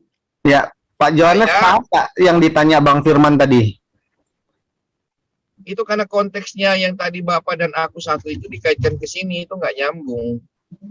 Nah, jadi itu bukan menunjukkan tempat, maksudnya aku dan Bapak satu itu bukan menunjukkan tempat ya? Aku dan Bapak satu itu kan menunjukkan kebagaimanaan antara Yesus dan Bapa. Jadi maksudnya bukan Bapak bertempat di Yesus, maksudnya atau gimana nih Pak? Itu pertanyaan Bang Firman itu. Ya, itu bukan menunjukkan, itu menunjukkan kebagaimanaan ya antara Bapa dan Yesus. Hubungannya atau apanya? Karena kalau memang Bapak bertempat di Yesus, Karena ya, Bapa dan ini ya Yesus itu tadi Bang Firman pribadi yang bilang. berbeda. Juga Roh Kudus ya. Makanya kalau kalian membaca itu ada misalnya disebutkan Ia, ya Roh Kudus disebutkan Dia, ya. Iya, akhirnya Pak, saya tanyakan Yesus sama juga Bapak, begitu. surganya itu ada di mana? Kata Bapak. Ini saya ngulangi kata Bapak tadi loh. Kata Pak Yohanes. Bukan saya. Enggak, kata Pak Yohanes. Kata saya. itu, Apa yang ya. tertulis yang saya baca. Ya, yang dibacakan Pak Yohanes tentang Bible Bapak tadi untuk menerangkan di mana itu surga. Jadi kata Pak Yohanes menerangkan Bible Bapak tadi, surga itu Yesus di tempatnya Bapak, di tempatnya Tuhan, ya kan, tempatnya Hasem. Nah, sementara di mana ada tempat, di mana ada Hasem itu di situlah tempat Yesus, kata Bapak tadi, betul kan? Iya. Nah, kalau memang di mana tempat Bapak di situ ada tempat Yesus, bagaimana pula saat Yesus di dunia ini berkata, aku di dalam Bapak, Bapak di dalam aku. Berarti analogi saya itu surga itu ada di dunia ini. Sesuai pertanyaan saya tadi, gitu.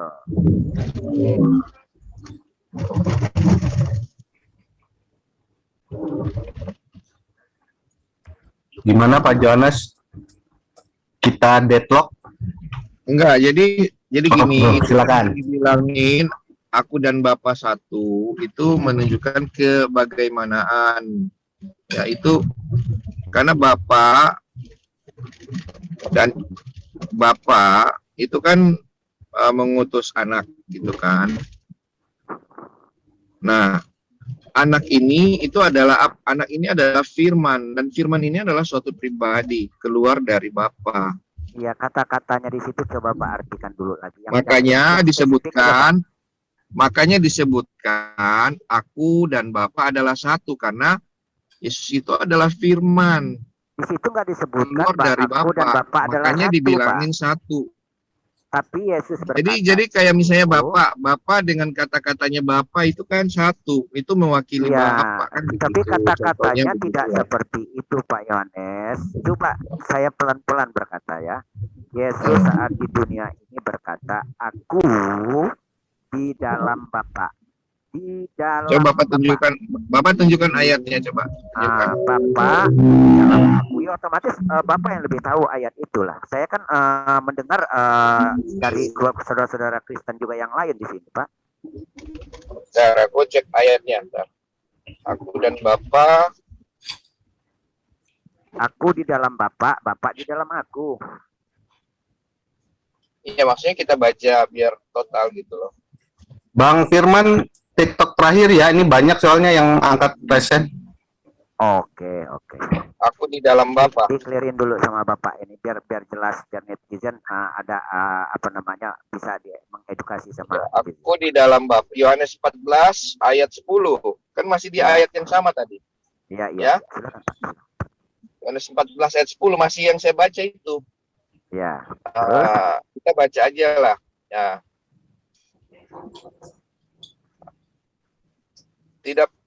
Tidak percayakah engkau bahwa aku ada di dalam Bapa dan Bapa di dalam aku?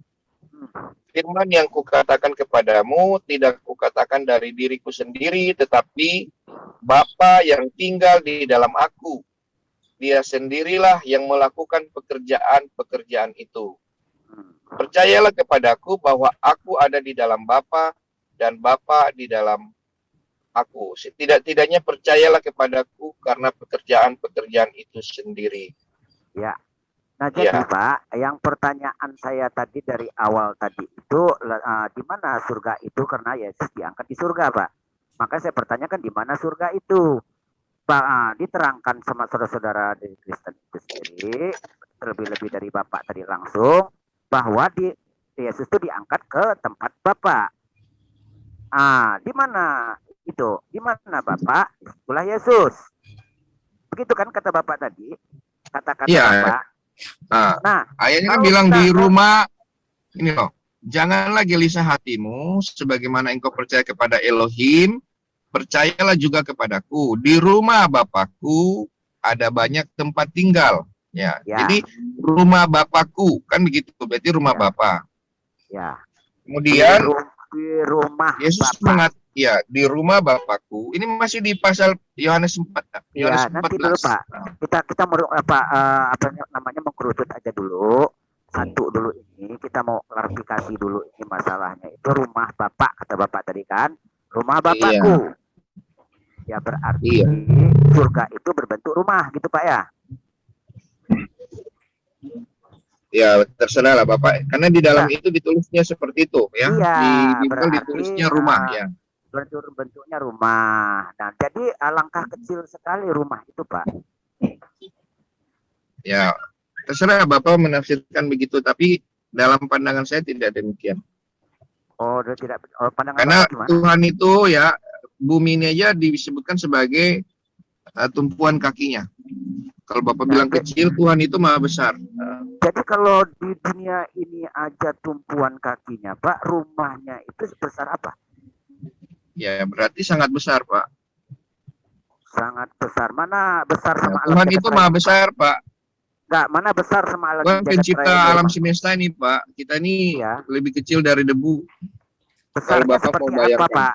Setiap namanya ada ukuran besar. Kata-kata besar ada ukurannya, Pak. Iya. Ukuran besarnya seperti apa? Yang jelas di situ di rumah Bapakku banyak tempat tinggal, berarti ini banyak kan besar berarti. Kalau Bapak nanya ukuran berapa meter, jelas nggak ada tertulis, Pak. Ya, nah jadi kan kita jangan ke arah pertanyaan yang seperti itu, Pak. Yang harafiah gitu nggak pas. Nggak, maksud saya, Pak, supaya jelas apa yang tertulis disebut kata-kata di sana itu ada pertanggungjawabannya, ada keterangan-keterangan lebih lanjut secara syariat, tarikat atau hakikatnya atau secara akademis gitu. Nah, jadi bagaimana kalau Tuhan itu maha besar, seperti besar sekali begitu, sanggup Tuhan itu turun ke dunia ini yang sangat kecil? Itu lanjut pertanyaannya, Pak. Ya, nanti gini, kalau misalnya Bapak berpikir seperti itu, Bapak akan sulit untuk memahami. Kenapa? Karena akal budi manusia itu tidak ada yang pernah bisa mampu memahami. Otak kita ini kecil sekali, Pak. Kalau bukan Tuhan sendiri yang menyatakan dan Bapak mencampur adukan kayak begitu akan bingung buat Bapak. Tadi kan sendiri. ini ditanyakan ke saya. Boleh saya dikasih kesempatan sebentar saja? Kan ini pertama kali ditanyakan ke saya. Saya bagi-bagi sama saudara-saudara saya. Ya, sebentar. Saya minta Ya, nggak apa-apa. Terakhir Pak Bilun, habis ini Bang Firman cukup ya. Kita lanjut ke karena begini, tadi kan sudah saya jawab. Silakan Pak Bilun. bahwa itu tadi kan sudah saya jawab bahwa itu perpindahan aja dari tempat yang kelihatan ke tempat yang tidak kelihatan. Nah, sekarang saya boleh balik tanya ke yang bertanya ini. Kan Pak, siapa tadi Pak Firman ya? Saya tanyakan sekarang. Bentar, Pak Bilun, kalau balik tanya Bapak resen ya. Oke. Nah, begini Pak, begini maksud saya kan dia yang tanya. udah resen, maaf Pak Bilun, kasihan yang udah resen, silakan Pak Bilun resen. Jadi begini. Ya, Isa turun dari mana? Isa turun dari mana? Kalau menurut Islam, ya dari situlah Yesus itu. Isa belum turun Pak, kalau menurut Islam. Sekian Pak ya. Nah, turun udah Pak kemana? ya. Nanti Bapak resen dulu, kasihan yang lain Pak. Terima kasih Pak. Terima kasih. Ya, Silakan yang nanti lain. Bapak silakan resen. Bisa, Pak. Oke, sambil nunggu Bang Awi, silakan Bang Awi. Ya, halo. Oh ya, udah silakan Bang Zaini ya. Jadi gini Pak Johannes, Bapak kan tentang kehadiran Yesus, Bapak itu kan mendengar cerita dari ajaran Bapak sendiri nggak pernah ketemu. Terus mungkin pada saat dia turun juga nanti Bapak nggak bakal ketemu. Saya pastikan itu karena Bapak mungkin sudah meninggal. Kita nggak tahu ya akhir zaman itu kapan gitu. Mungkin kita di sini juga udah meninggal. Nah, yang saya tanyakan ke Bapak, kok Bapak yakin gitu? Itu aja Pak. Terima kasih. Gimana Pak Jenny? Nggak usah di-mute dulu. Open, silakan. Apa inti pertanyaannya apa tadi? Ya kan. Katanya saya nggak pernah ketemu Yesus, ya, mengalami. Terus pada saat nanti dia turun, Pak Yohanes juga nggak bakal ketemu, gitu kan? Yang saya tanyakan, apa dasar Bapak yakin Yesus itu Tuhan gitu?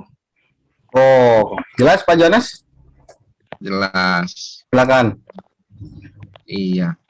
Yang pertama, sama kita semua hidup ini ya, mengenai ketemu nih. Semua manusia nih yang hidup di sekarang ini, misalnya Bapak juga kan nggak pernah hidup di zaman waktu tahun 1400-an. Kalau Yesus kan di tahun Masehi ya, di awal-awal itu ya. Nah, terus bagaimana saya bisa tahu? Karena ada Bible yang saya baca, sama seperti Bapak kan baca Al-Quran. Itulah namanya iman, Pak. Kemudian saya percaya, saya menerima Yesus sebagai Tuhan dan Juru Selamat pribadi, dan saya mengalami Dia. Jadi Bapak punya pengalaman iman, ya saya juga punya pengalaman iman. Berdasarkan pengalaman iman, misalnya dalam kehidupan saya banyak mujizat Tuhan. Bagaimana Tuhan menuntun mujizat-mujizat, menjawab doa dan segala macam gitu ya. Dan kehadirannya bisa dirasakan, damai sejahteranya. Yesus mengatakan damai sejahtera yang diberikan tidak seperti yang diberikan. Nah, itu orang Kristen yang sudah lahir baru itu akan mengalami hal seperti itu. Ya, ketika dikatakan kamu diberi kuasa menjadi anak-anak Elohim, maka di dalam saya itu sudah ada kuasa yang melekat, misalnya mengusir setan, ya, mendoakan orang sakit, ya. Jadi ketika Bapak bilang saya nggak akan ketemu, itu pendapatnya Bapak. Jadi sebenarnya di dalam kita berdialog sebaiknya dihindari seperti itu, karena saya juga nggak bilang ke Bapak misalnya Bapak nanti nggak akan ketemu misalnya Nabi Bapak, kan begitu. Saya nggak punya hak untuk menghakimi Bapak, karena apa yang saya terima ini, keselamatan yang saya terima ini adalah semata-mata adalah hanya karena belas kasihan Tuhan, hanya karena kasih karunia Tuhan saya diselamatkan, bukan karena hasil usaha saya. Sehingga saya bermegah hanya di dalam Tuhan, bukan saya buat sombong-sombong ke Bapak gitu loh. Nah, gitu maksud saya. Jadi itulah yang kita semua di sini alami, kan iman kita berbeda-beda. Orang Kristen itu bisa tahu karena ada yang menginjili.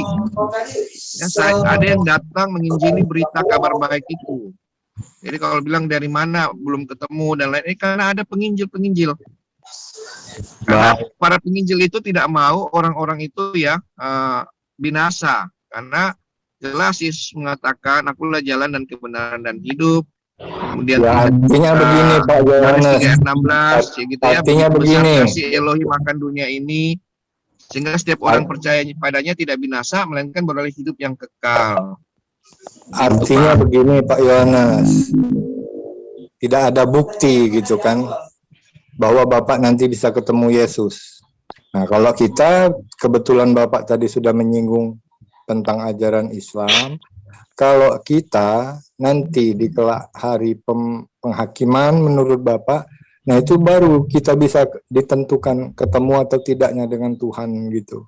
Kalau kita menuruti segala ajaran perintah, berbuat baik, ya insya Allah kalau di dalam Islam itu pasti ketemu.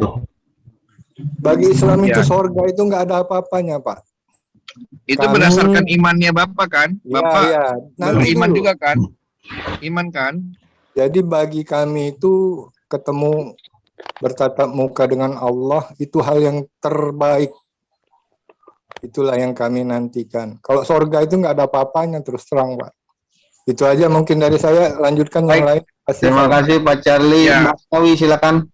Nah demikianlah saudaraku semuanya, kita sudah dengarkan secara lengkap dan cukup panjang ya bagaimana diskusi ini berjalan dengan mengangkat banyak topik yang dibahas ya. Namun secara keseluruhan ya jawaban-jawaban yang disampaikan oleh saudara-saudara dari Kristen ini kalau kita dengarkan itu terkesan lucu ya, karena sangat banyak hal-hal yang mereka sendiri tidak paham, namun mereka selalu menjelaskannya seakan-akan mereka tersebut sudah mengetahui secara persis ya apa yang mereka ucapkan tersebut, seperti halnya tentang surga, kemudian juga tentang roh, tentang jiwa. Nah ini kan sebenarnya hal-hal yang tidak bisa dijangkau oleh pikiran manusia untuk mendefinisikannya. Seperti yang saya bilang di awal, kita manusia hanya bisa mempelajari gejala-gejala ya dari jiwa itu sendiri. Dan yang lebih lucunya lagi ya, setiap kali ada pertanyaan terus berlanjut pertanyaan-pertanyaan berikutnya, saudara-saudara Kristen ini itu seperti kelimpungan ya, dan pada akhirnya sudah tidak mampu menjawab, mereka harus mengutip ayat-ayat Al-Quran ya untuk